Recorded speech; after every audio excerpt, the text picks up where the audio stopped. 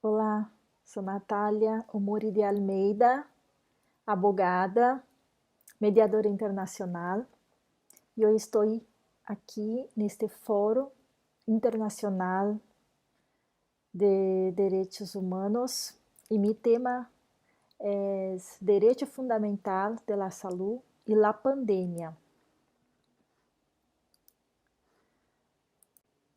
O direito à la saúde forma parte de uma ampla gama de questões relacionadas com a saúde e o bem-estar, assim como diferentes direitos humanos interconectados e dependentes entre si. La salud no existe aislada de la vida de las personas, de la sociedad. La relación con la salud va más allá de la potencial reducción de la vulnerabilidad en términos de problemas y factores de riesgo. El derecho a la salud también permea temas de violaciones de derechos como la violencia en las grandes ciudades, casos de tortura, esclavitud y violencia de género, que pueden dañar la salud. Y más importante, está directamente relacionado con el desarrollo de la salud en lo que respecta a otros derechos, como la participación social, el acceso a la información, la comunicación, que se convierten en instrumentos y potencian la democracia, el ejercicio de la ciudadanía y la garantía de estos derechos fundamentales. El concepto de salud y el derecho a la salud no se ha mantenido inalterado a lo largo del tiempo. La salud no siempre ha sido un derecho. Han pasado 70 años desde la Declaración Universal de Derechos Humanos. Sin embargo, para comprender el concepto de salud, así como otros derechos humanos, es necesario observar la situación y los diferentes contextos históricos, políticos, económicos y sociales. Después de la creación de la Carta de las Naciones Unidas, documento fundacional de las organizaciones de las Naciones Unidas en la posguerra, se creó la Organización Mundial de la Salud en 1946, con el objetivo de que todos los pueblos pudieran adquirir el mayor nivel de salud posible. La idea de salud para todos los pueblos se consideró entonces un elemento esencial para la paz y la seguridad. Entre sus principios, la salud está directamente relacionada con el bienestar humano, físico, mental y social, además de la ausencia de enfermedad o dolencia. La salud como derecho fundamental de todo ser humano, independientemente de su raza, religión, credo político o condición económica o social. Actualmente não há forma de pensar em saúde sem pensar nas necessidades humanas, alimentação, vivienda, proteção social, entre outras. E esta visão ampliada da saúde centrada em el bienestar social com direitos humanos interconectados estava implícita em artículo 25 da Declaração Universal de Direitos Humanos, com uma lista de condições necessárias para a dignidade humana. Más tarde, en 1978, la Declaración de Alma-Ata, en sus artículos iniciales,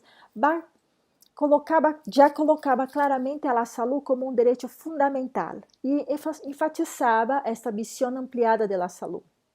O documento foi o resultado da Conferência Internacional sobre a Atenção Primária de Saúde em Alma-Ata e chama em 10 artículos a la acción internacional e nacional para que a atenção primária de saúde se desarrolle e aplique em todo o mundo.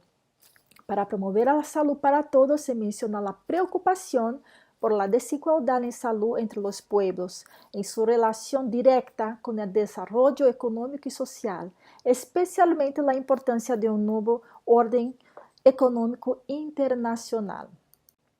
Outros documentos contribuíram ao reconhecimento da saúde como um direito humano, como a Declaração de los Derechos de las Personas con Discapacidad de 1975, los Principios para la Protección de los Enfermos Mentales e la Mejora de la Atención de la Salud 1991, los Principios de las Naciones Unidas para los Ancianos en 1991, la Declaración sobre la Eliminación de la Violencia contra la Mujer en 1993.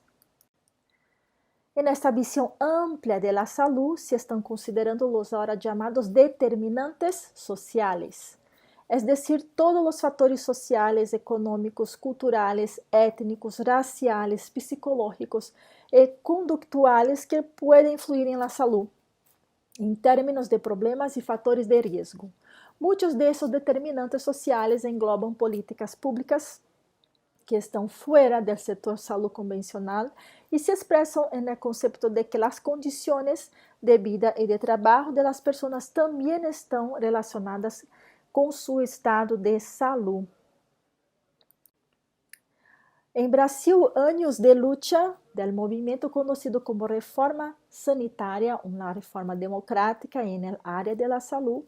O movimento nasceu da ação contra a ditadura a princípios da década de 1970, com o conhecimento de los novos conceitos de saúde e da declaração de Alma-Ata. Em el exercício do controle social, se levou a cabo o debate sobre um novo modelo de saúde, o 8º Congresso Nacional, Conferência de Saúde, em 1986. Discussões do 8º Congresso serviram de base para a elaboração do apartado de saúde. Na Constituição Federal, em 1988, um hito na criação do Sistema Único de Saúde, SUS, brasileiro, com os princípios mais democráticos de universalidade e equidade, em linha com o processo de democratização no Brasil pós-ditadura. A saúde está presente como um direito fundamental na Constituição Federal do Brasil, expressada em artículo 6º como um direito social. No artículo 23 da Constituição Federal, cuidar da saúde e da assistência pública, proteger e garantizar a las pessoas com discapacidade é uma competência comum da União, os estados, o Distrito Federal e os municípios. Em la parte de ordem social, especificamente em matéria de seguridade social, se encontra o apartado de saúde entre os artículos 196 e 200, base jurídica do SUS, que situa a saúde como direito de todos e um dever do Estado, e prevê a saúde em Brasil. A Lei 8.080 de 1990 regula em todo o território nacional as ações e serviços de saúde, colocando também a saúde como um direito humano fundamental e reforçando o dever do Estado. A Lei 8.142 de 90, em cambio, prevê a participação comunitária em la gestão do SUS e transferências de recursos financeiros, estabelecendo 2 instâncias de participação social, as conferências de saúde e os conselhos de saúde. A pandemia COVID-19 ha imposto desafios a todo o planeta em los sistemas de saúde globais, assim como os límites de los derechos e liberdades garantizados constitucionalmente a los ciudadanos e al mundo democrático. Vários países em todo o mundo han imposto severas restrições a indivíduos e corporações, com o único objetivo de detener o avance de COVID-19. Se adotaram medidas estritas como cierre de fronteiras, proibição de aglomerações públicas, restrições ao comércio, adoção de oficinas de casa, em casa, e incluso a aplicação de multas ou abertura de investigação penal e persecução contra as pessoas que transitem por las calles incumplindo as normas, tendo em conta que a principal forma de transmissão do vírus é através de aglomerações, onde existe intenso contacto físico entre as pessoas, mantendo unicamente os serviços públicos e atividades essenciais para a sociedade. Em Brasil não foi diferente, as autoridades adotaram várias medidas que estão respaldadas por la Constituição Federal e são extremadamente necessárias para combater a pandemia. Em fevereiro, por exemplo, o Congresso Nacional aprovou a Lei 13.979 de 2020, que prevê medidas para atender a emergência de salud pública de importancia internacional derivada del coronavirus. Esta ley permitía el aislamiento de las personas infectadas, la restricción de actividades y la separación de las personas sospechosas de contaminación, además de la realización obligatoria de reconocimientos médicos y otras medidas. Uma ordenança interministerial, Ministério de Justiça e Ministério de Saúde, também dispuso que quienes não se sometam às medidas poderiam ser considerados responsáveis por delitos de infração e desobediência às medidas sanitárias preventivas. Outra ação tomada foi a aprovação por el Congresso Nacional do Estado de Calamidade Pública, autorizando gastos extraordinários para contener a propagação da enfermidade. Estas acciones y normas excepcionales y adecuadas al orden constitucional vigente.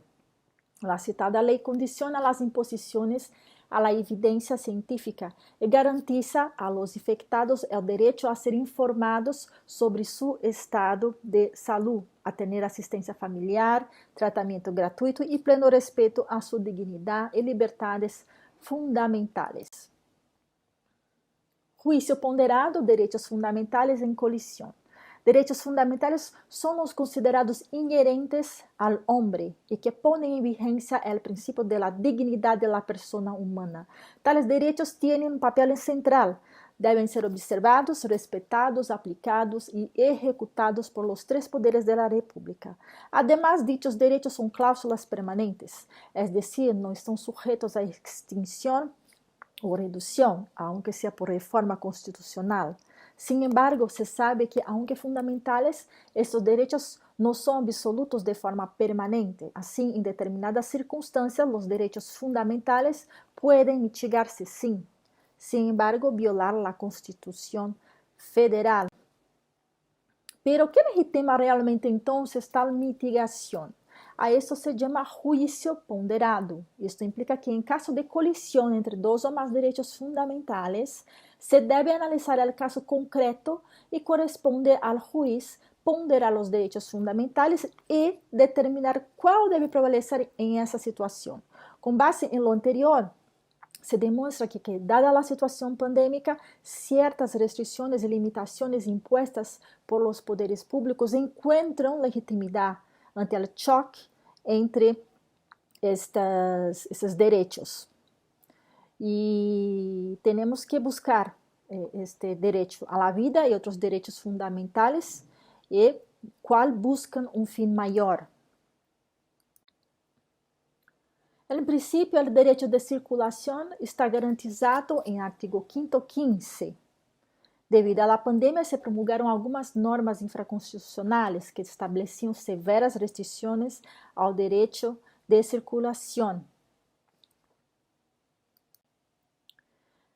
De hecho, em artículo 196 establece que o direito à saúde tem duas dimensões, como direito subjetivo de todas as pessoas, o direito a uma prestação em sentido estrito, e como dever do Estado de desenvolver uma política pública que cubra normas, organização, personal e previsão presupuestaria específica.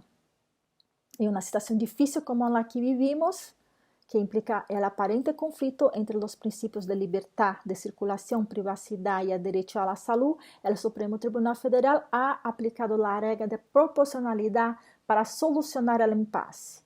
El magistrado Gilmar Mendes explica en su voto que en este contexto los requisitos del principio de proporcionalidad representan un método general para la resolución de conflictos.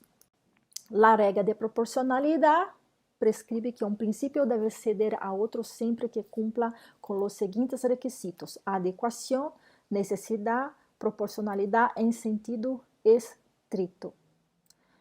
Uma vez superada a adequação, devemos perguntar-nos se as medidas são necessárias para seu objetivo. Finalmente, verificada a adequação e necessidade, devemos questionar se as medidas cumprem o requisito de la proporcionalidade em sentido estrito. O último passo é evitar a exageração. Assim, concluímos que devem prevalecer, em este caso, bajo la libertad de ir y venir de los ciudadanos, así como su intimidad, ya que su finalidad es salvaguardar un bien mayor, que es la protección de la salud de toda la comunidad, por lo que empleando el juicio de ponderación. Por tanto, en el caso de la pandemia coronavirus, dicha ponderación tiene como finalidad primordial la protección de un bien mayor para la comunidad, que es la salud pública, siendo por tanto legal, constitucional y equitativa su uso. Agradezco a doutora Zaida Marcano de Navas por essa oportunidade em participar deste Foro Jurídico Internacional de Venezuela em Direitos Humanos.